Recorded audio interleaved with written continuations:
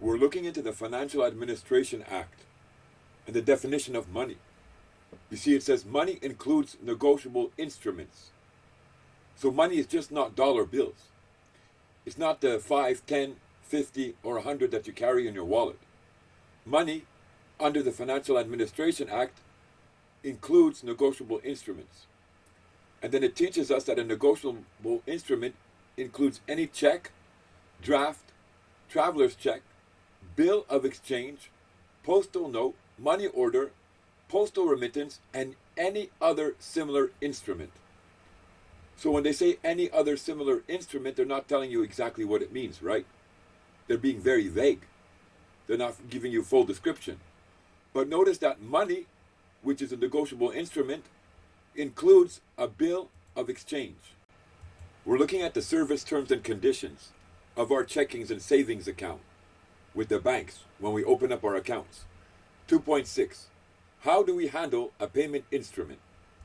Payment instrument includes any of the following items: certified check, a coupon, a draft, a money order, orders for payment, promissory notes, other bills of exchange, electronic debits, credits, including pre-authorized transactions, including wire payments.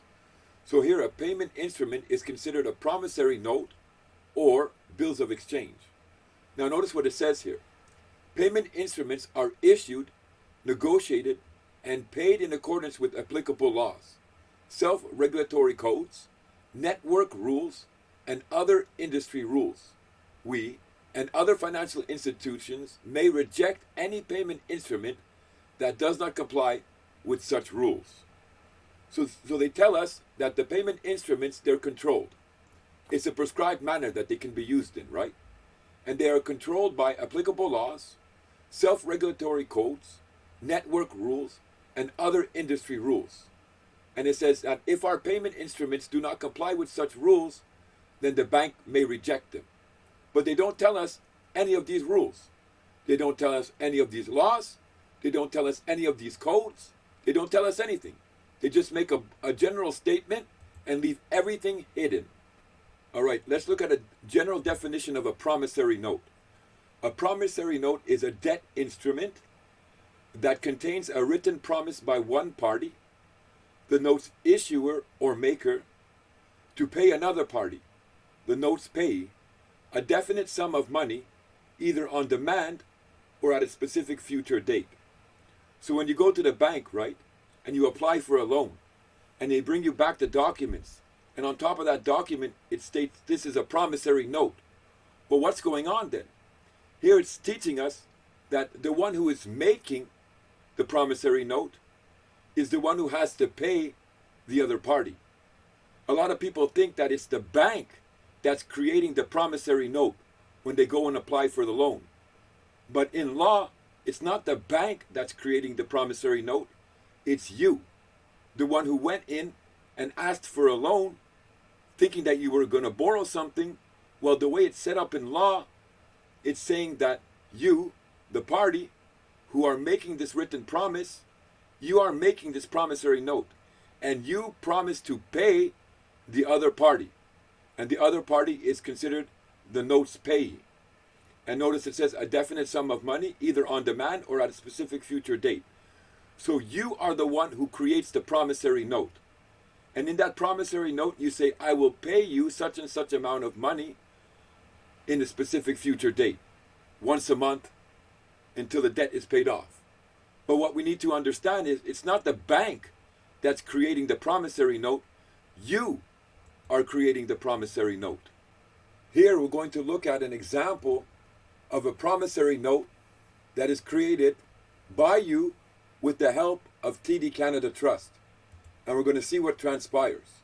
Looking at example of a promissory note with TD Canada Trust, let's say $1 million Canadian. For value received, the undersigned, John Smith, the borrower, promises to pay to the order of TD Canada Trust on the first day following demand for payment hereunder, the principal sum of $1 million in lawful money of Canada. Now notice that, right? It said you promised to pay what? in dollar bills? In 5, 10, 20, 50, $100 bills? No. The promissory note states that you will pay in lawful money of Canada. That's what it states. That's what's brought forth.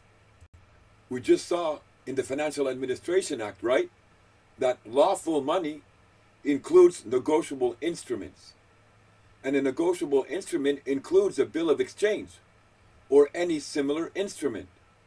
So lawful money is not just dollar bills. It's not just banknotes. A lawful money is considered negotiable instruments here in Canada. If you just created a negotiable instrument through the promissory note, your promissory note is considered a negotiable instrument, then what did you create for the bank? What did you create for the bank? You created money, right? And we see that in operation. How? Once that promissory note has been created, right, they send an electronic transfer, a credit, into your account. Let's say it's for that $1 million. So they credit your checking account for $1 million. And guess what happens to the bank's overall holdings? Well, their overall holdings, right, increase by $1 million. Why? Well, because you just created money for them through that promissory note. You just created that amount of money for the bank. And now when they make that deposit based off of your promissory note, right, their holdings increases by that value, whatever amount it will be, in that promissory note from TD Canada Trust. And you'll find this statement that I'm about to read in all of the bills of exchange that you create, in all of the negotiable instruments that you create with the bank. It says here, all payments hereunder will be made without days of grace, presentment, protest, notice of dishonor, or any other notice whatsoever, all of which are hereby expressly waived by the borrower, and each endorser hereof. So they're saying that you waive all of your rights under a negotiable instrument. You waive all of your rights of grace, presentment, protest, notice of dishonor, and any other notice whatsoever. Now, therein is where the operations of law express themselves and come out for you to use a negotiable instrument, for you to treat that negotiable instrument as money. So the bank knows that you're creating a promissory note, and what you're actually creating is money, money for the bank. But they're claiming that you will not be able to use the operations of law that renders this promissory note or negotiable instrument as money before them. They take away your right. So remember, the bank states that payment instruments are issued, negotiated, and paid in accordance with applicable laws, self-regulatory codes, network rules, and other industry rules. Okay, well, we're seeing these rules, right, on the promissory note itself. It's taking away your ability to use that negotiable instrument for what it really is, which is what? Well, money. It's money. We're looking into the Bank Act, the Canada Bank Act. There is hereby established a bank to be called the Bank of Canada. The bank is a corporate body. And 4 subsection 2. The bank may establish branches and agencies and appoint agents or mandataries in Canada, and may also, with the approval of the Governor in Council, establish branches and appoint agents and mandataries elsewhere than in Canada. All right, so here we're finding out that it's the Governor in Council, right, that is in controlling this situation. Yes, the bank is the Bank of Canada, and it's a corporate body, but when you look to who has the controlling power over the bank, we find that it's the Governor in Council, meaning it's the Governor General, but in his capacity as a member of the Privy Council of the King. So when you see in law, when it's written Governor in Council, what's that referring to is the Governor General, but in his capacity as a member of the Privy Council. So in the Bank Act, Article 6.1, we see it again. The Governor and Deputy Governor of the Bank of Canada shall be appointed by the directors with the approval of the Governor in Council. So it's the governor in council who is controlling the Bank of Canada. And the governor in council is the Governor General of Canada in his capacity as a member of the Privy Council. Now, this governor in council, right, he's the one that sets out all the rules and regulations concerning promissory notes, bills of exchange, mortgages, loans, and credit cards.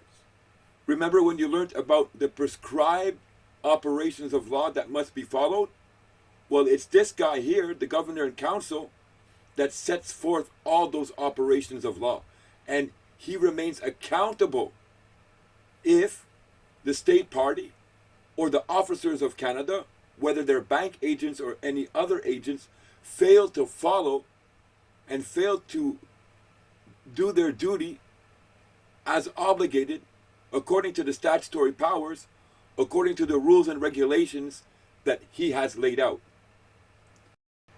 We see in the Constitution Act of 1867, right, that it's Her Majesty, therefore the governor and council, who has control of the following. Number 15, banking, incorporation of banks and the issue of paper money, saving banks. Number 18, bills of exchange and promissory notes. So the rules and the regulations that governs banks and promissory notes and bills of exchange, they flow through the governor and council. They flow through the Privy Council of Canada. That's why when you look in the Financial Administration Act, the Treasury Board, who I'm going to show you that you're going to address shortly, they are members of the Privy Council. Why? To deal with the obligation that's going to be brought before them. Looking into the Financial Administration Act, Article 23. Other debt means any amount owing to Her Majesty. Now it would be His Majesty. So any amount owing to His Majesty. Okay, well, you may think that you owe an amount to the bank, right? Because you dealt with your local branch and you dealt with your local branch officer. But when you look into the law, right, who you actually owe that money to is His Majesty. Because that bank is operating for His Majesty. And the rules and regulations that were used concerning the promissory note, the mortgage, or any credit, those rules were made up by His Majesty. So He's accountable. Now here, if you claim you have another debt, this means any amount owing to His Majesty. So your mortgage contract, your bank loan contract. Article 2.1. The governor in council may, on the recommendation of the Treasury Board, all right, and we know who's in the Treasury Board, right? The 4 members of the King's Privy Council, the Finance Minister. These guys may remit any other debt, meaning any debt owed to His Majesty, including any interest paid or payable thereon. Well, when you have a mortgage or a loan, you have interest payable thereon. Where the governor and council considers that the collection of the other debt is unreasonable or unjust, or that it is otherwise in the public interest to remit the other debt. All right, so if the governor and council, on the recommendation of the Treasury Board, determines that the other debt is unjust, then they're going to remit the debt. They're going to place remission upon the debt. All right, so what happens now? Well, this part where it says unjust, right? That's up to you to describe. That's up to you to bring the principles of fundamental justice against the situation that's transpired against you personally to show that it's been unjust. We can talk about the fact, right, that you created the promissory note and you gave the bank an asset when that note was created. They also applied a multiplication factor upon that note and never told you that they would profit above and beyond the terms and conditions of the note. So there was some unjust action that took place. More than that, I'm just sharing you partially. So you have to create your argument as it pertains to why is it unjust that I still owe the Majesty His Majesty a debt obligation. Well, another unjust reason, right?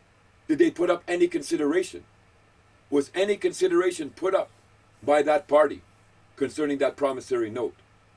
And if you can answer that with a negative, with a no, then you have another unjust reason to come at these guys. So remember, in our financial service terms and conditions with the bank, right? And even in our mortgage contracts, right? We see that it claims that any service that's held with the bank and any debt that we have with the bank, right? It can be written off. They can write it off. And they don't even have to tell us that they're going to write it off. So when we understand that that bank represents His Majesty, so they're saying any debt that you hold with His Majesty can be written off, and we don't have to tell you. That's the terms and conditions in those contracts. Well, where did they get the ability to do that? Well, in the Financial Administration Act, Article 25.1, right? We find the following. Subject to subsection 2, the Treasury Board may make regulations respecting the writing off. Okay, so here we go, right? They're making the rules and the regulations. Remember we saw earlier in this video where the bank said subject to these rules and these regulations? Well, here's where they're coming from. So the Treasury Board may make regulations respecting the writing off, in whole or in part, any debt or obligation due to His Majesty, or any claim by His Majesty. So you owe a loan, you owe a mortgage contract, and it's due to His Majesty, well, they can write it off. And they can write it off because the Governor and Council, through the Treasury Board, has given them the ability to do so. And without restricting the generality of the foregoing, may make regulations, rules, prescribing the criteria for determining whether any debt, obligation, or claim may be written off, the requirements to be met, and the procedures to be followed before any debt, obligation, or claim may be written off, and the information and records to be kept in respect of debts, obligations, and claims that are written off. So here we're seeing the operation of law that grants the bank the ability to put that clause in their contracts, wherein with they claim that we can write off any debt, we can write off any instrument that you have with us, and we don't even have to tell you. And once they write off that debt, what do? Well, they don't tell you, and they keep on collecting against you. Effect of the write-off. The writing off of any debt, obligation, or claim pursuant to this section does not affect any right of His Majesty to collect or recover the debt, obligation, or claim. So here, if they write off the debt, and they don't tell you that they write off the debt, right? Well, the law allows them to continue to recover the debt, the obligation, or the claim. Unless what?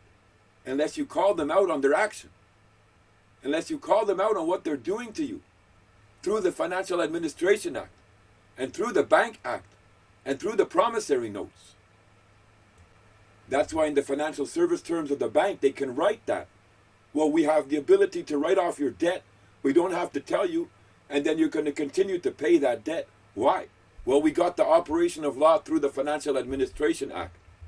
The Treasury Board and the Governor and Council and the Financial Minister, they gave us the right to do so in the enactment through the rules and regulations. Payment out of the CRF.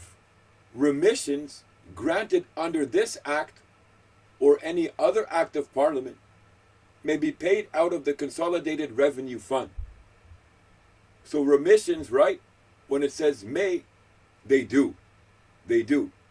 But it comes from the Consolidated Revenue Fund.